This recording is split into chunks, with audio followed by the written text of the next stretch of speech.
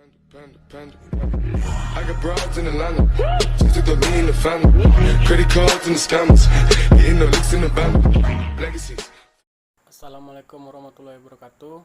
Perkenalkan, nama saya Asman, NIM saya 1903040097. Di dalam presentasi kali ini saya akan membahas tentang penyebab kemunduran Islam,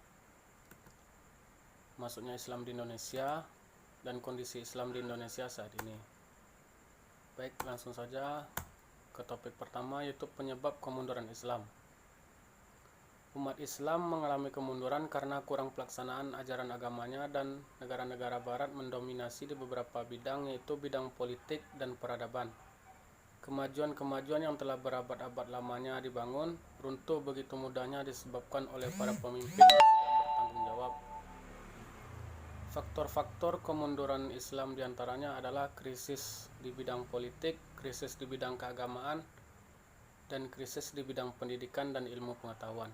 Dari faktor tersebut dibagi menjadi dua faktor, yaitu internal dan eksternal.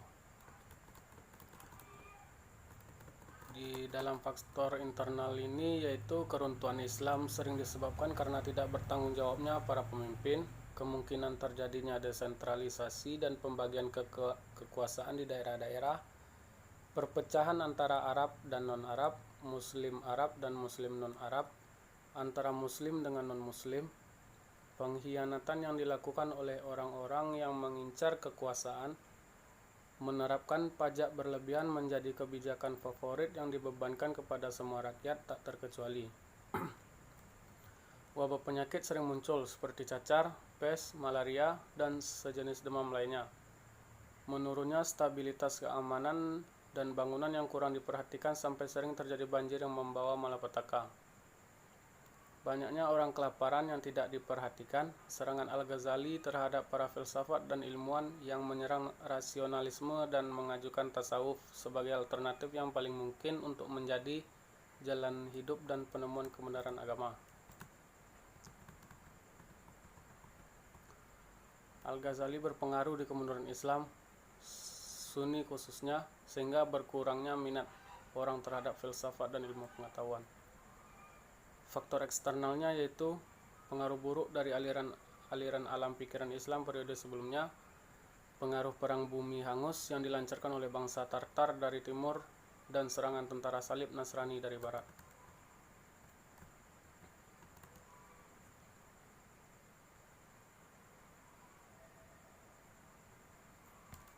Selanjutnya yaitu masuknya Islam di Indonesia. Pada masa akhir abad 20, kemajuan dan perkembangan Islam di Indonesia semakin pesat, ditandai dengan berdirinya Majelis Ulama Indonesia pada tahun 1975. Selain itu terdapat pula lembaga-lembaga dan juga organisasi Islam yang mulai didirikan seperti Organisasi Massa Islam dan Lembaga Keuangan Islam. Masuknya Islam di Indonesia ini yaitu ada 3 teori, teori Gujarat, teori Mekah, dan teori Persia.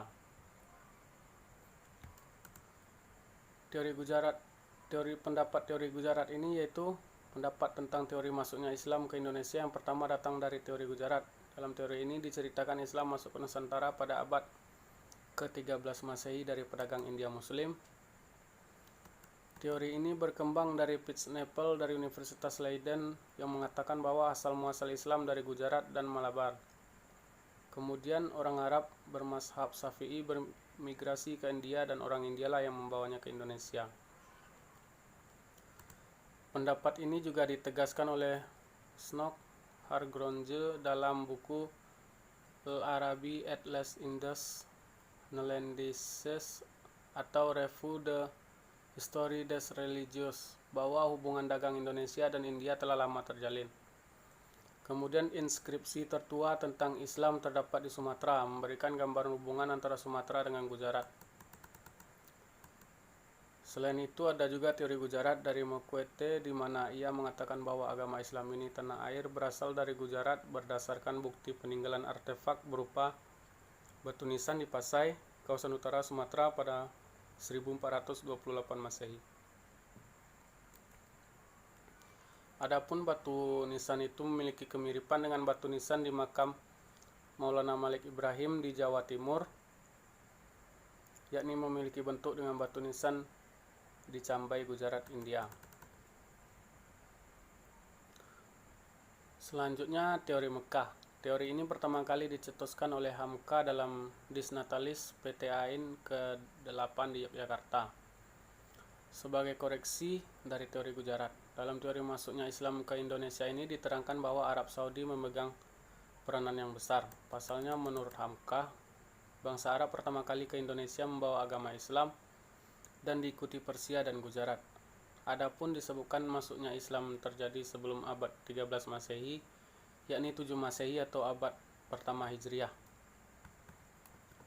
Hal ini dibuktikan setelah wafatnya Rasulullah SAW pada tahun 632 Masehi, di mana kepemimpinan Islam dipegang oleh para khalifah. Di bawah kepemimpinan itu, agama Islam disebarkan lebih luas hingga ke seluruh Timur Tengah, Afrika Utara, Spanyol. Kemudian di masa dinasti Umayyah, pengaruh semakin meluas hingga ke Nusantara. Menurut Arnold Morris 1951, bukti masuknya Islam ke Indonesia dari para pedagang Arab menyebarkan Islam ketika mereka berdagang. Hal ini juga sesuai dengan fakta pedagang Arab menjadi pemimpin pemukiman di pesisir pantai Sumatera. Para pedagang Arab tersebut juga melakukan pernikahan dengan penduduk lokal, sehingga agama Islam semakin menyebar di Nusantara. Selanjutnya ada teori Persia. Teori masuknya Islam ke Indonesia terakhir adalah Persia yang dicetuskan oleh Hossein Jajadiningrat. Dijelaskan bahwa Islam masuk ke Indonesia dari Persia, singgah di Gujarat pada abad ke-13. Hal ini terbukti dari kebudayaan Indonesia yang memiliki persamaan dengan Persia.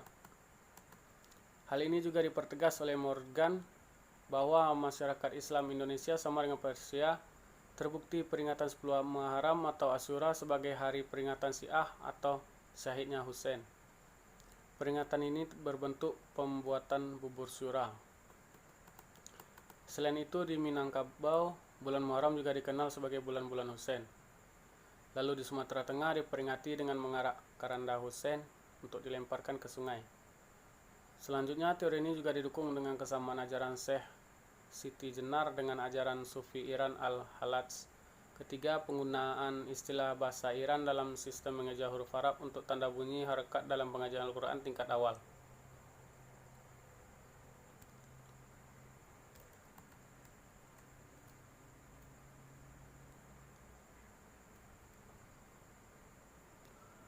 Terus kondisi Islam di Indonesia saat ini. Kemajuan zaman memberikan fasilitas yang lebih pula kepada para masyarakatnya. Akan tetapi hal tersebut juga perlu diwaspadai oleh manusia, karena fasilitas yang ada tidak selamanya akan memberikan bentuk yang positif kepada manusia. Akan tetapi terdapat pula sisi negatif dari berkembangnya layanan informasi dan juga komunikasi apabila digunakan tidak dengan bertanggung jawab. Baiklah, sekian dulu hasil presentasi dari saya. Apabila ada kekurangan, tolong dimaafkan. Terima kasih. Assalamualaikum warahmatullahi wabarakatuh.